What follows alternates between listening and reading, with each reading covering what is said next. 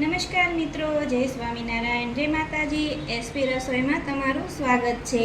આજે આપણે બનાવશું કોથમરી અને મરચાંના રીંગ ભજીયા.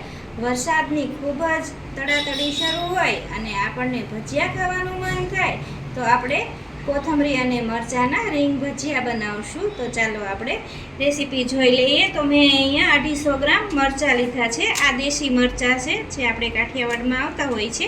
એ દેશી મરચાં મેં લીધા છે 250 ગ્રામ.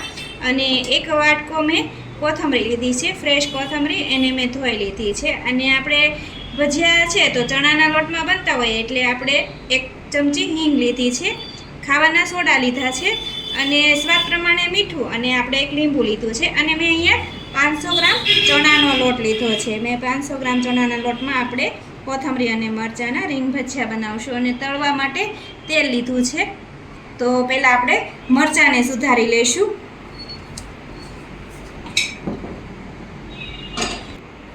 આપણે મરચાંના રીંગ ભજીયા બનાવવાના છે તો આપણે મરચાંને આવી રીતે રીંગના શેપમાં કાપી લેવાના છે. જો હાવ પાતળી પાતળી આપણે રીંગું બનાવી લેવાની છે, એટલે મરચાં જે છે એ ફટાફટ ચડી પણ જાય. તો આપણે આવી પાતળી પાતળી રીંગું બનાવી લઈશું મરચાંની. જો તમે આવી રીતે પાતળી રીંગું બનાવવાની છે,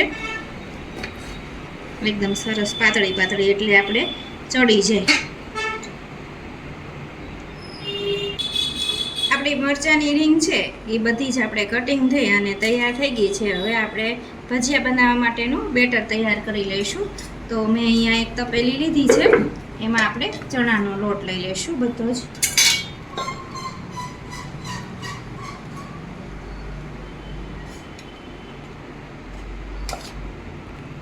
હવે આપણે બેટરમાં થોડું થોડું પાણી નાખી અને મિક્સ કરવાનું છે. તો આપણે પહેલાં 1 ગ્લાસ જેટલું પાણી નાખશું અને બરાબર મિશ્રણને તૈયાર કરી લેવાનું છે. આવી રીતે આપણે 1 ગ્લાસ જેટલું અત્યારે પાણી નાખ્યું છે, કે એક હારે નાખી દઈશું ને તો એમાં ગાંઠા પડી જાય. જો આ રીતનું મિશ્રણ કરી લેવાનું બરાબર. એક જ સાઈડ હલાવવાનું, એટલે આપણે અંદર ગાંઠા ન પડી જાય. આપણે થોડુંક પાણી નાખશું.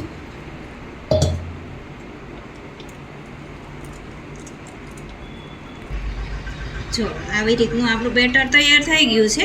જો આવી રીતનું આપણે બનાવવાનું છે. ચોમાસાનું શરૂઆત થાય એટલે આપણે ભજીયા ખાવાનું શરૂ થઈ જતું હોય છે. બધાના ઘરે ભજીયા બનતા હોય છે અને ભજીયા ખાવાનું મન ખૂબ જ થતું હોય છે. તો તમે આવી રીતે ભજીયા બનાવજો.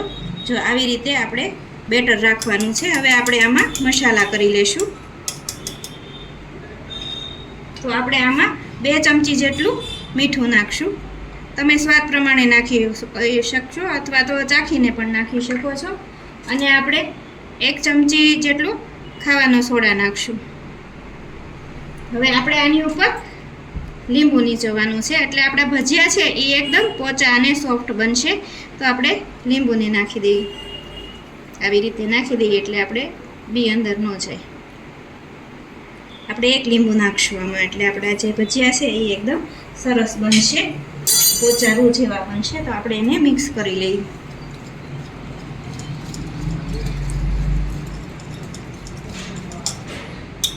આપણે આ રીતનું બેટર તૈયાર થઈ ગયું છે. હવે આમાં આપણે લીલા ધાણા એડ કરવાના છે. આપણે આમાં વધારે પડતા જ લીલા ધાણા નાખવાના છે. તો મેં અહીંયા 1 વાટકો ભરીને નાખ્યા છે. અને આપણે જે મરચાં લીધા છે કટિંગ કરેલા, એ એમાં મિક્સ કરી દઈશું. જો આ રીતના. હવે આપણે હાથની મદદથી આપણે મિક્સ કરી લઈશું બેટરને. ને આપણે તેલ પણ ગરમ કરવા મૂકી દીધું છે, એટલે આપણા ભજીયા ફટાફટ બની જાય. આમાં કોઈ પણ મસાલાની જરૂર નહીં પડે એવા ભજીયા બનશે. ઘણી વખત વાડીઓમાં પ્રોગ્રામ કરવા જાય ત્યારે આવી જ રીતના ભજીયા બનતા હોય છે. જુઓ તમે, એકદમ મસ્ત ભજીયા લાગશે. આનો સ્વાદ પણ બહુ સરસ આવશે.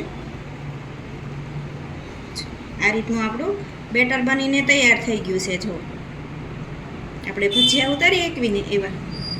તો આપણે આને તળી લઈશું. આપણું બેટર તૈયાર થઈ ગયું છે. હવે આપણે ચણાનો લોટ છે એટલે આપણે એમાં 1 ચમચી જેટલી હિંગ નાખશું. હિંગ નાખવાથી આપણા જે ભજીયા છે એ એકદમ આપણને પાચન થઈ જાય. એટલા માટે આપણે ચણાના લોટમાં હિંગનો ઉપયોગ કરતા હોય છે. અને આપણું તેલ ગરમ થઈ ગયું છે તો આપણે 1 ચમચી જેટલું તેલ લેવાનું છે અને આપણે બેટરમાં નાખવાનું છે. જો આવી રીતનું. હવે આપણે એના નાના નાના રીંગ ભજીયા બનાવવાના છે. તો આપણે આવી રીતે હાથમાં લઈ અને પહેલાં એક ભજીયું મૂકી દઈએ કે આપણું તેલ ગરમ થઈ ગયું છે કે નહીં. જો આવી રીતે તેલ ગરમ થઈ ગયું છે સરસ. આપણે ધીમા ધીમા તાપે એને તળવાના છે. આવી રીતે આપણે રીંગ બનાવી છે મરચાંની, એટલે આની અંદર એક એક રીંગ આવી જ જશે.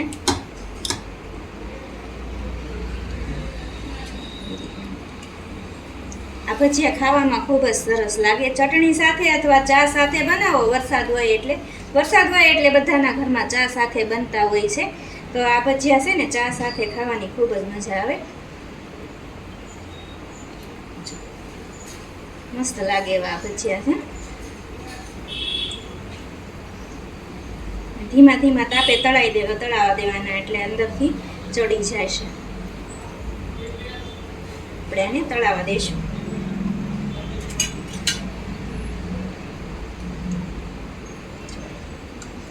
સરસ.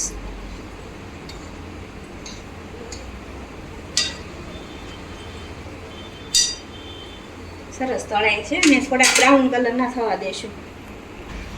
જો એકદમ સરસ આછા બ્રાઉન કલરના થઈ ગયા છે આપણા ભજીયા. એકદમ સરસ તળાય અને રેડી થઈ ગયા છે. પછી હું તમને બતાવીશ કે આ ભજીયા કેટલા પોચા છે. તો આપણે એને એક પ્લેટમાં લઈ લઈશું અને બીજા બનાવી લઈ.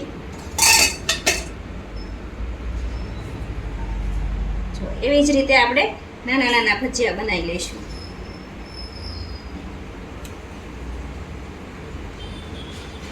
આપણે અંદર મરચાં આવે એ રીતના આપણે લેવાના.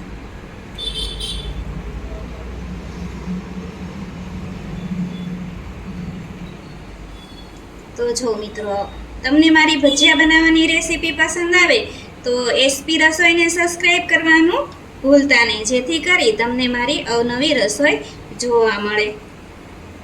જો આપણે આવી રીતે બધા જ ભજીયા મૂકી દેવાના છે અને બધામાં એક એક રીંગ ભજીયા આવશે, એટલે ખાવાની પણ ખૂબ મજા આવશે. જો તમે જુઓ છો ને કે એકદમ સરસ આપણા ભજીયા તળાઈ ગયા છે અને એની હાથે જ ઉપર આવે છે. ધીમા ધીમા તાપે આપણા ભજીયા તળાય છે. જો અને એકદમ પોચા હોય ને તો જ ભજીયા ઉપર આવે, નહીંતર ઉપર ન આવે.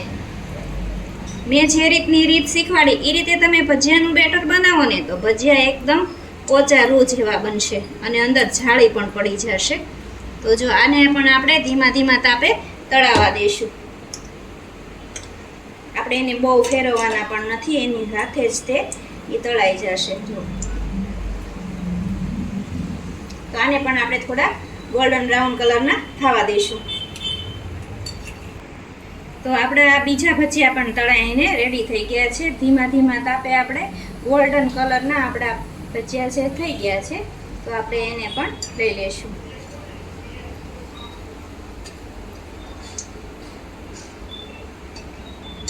અને પ્લેટમાં લઈ લઈશું આપણે.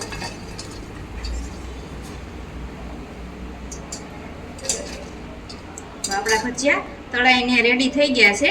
આપણે એને સર્વ કરશું.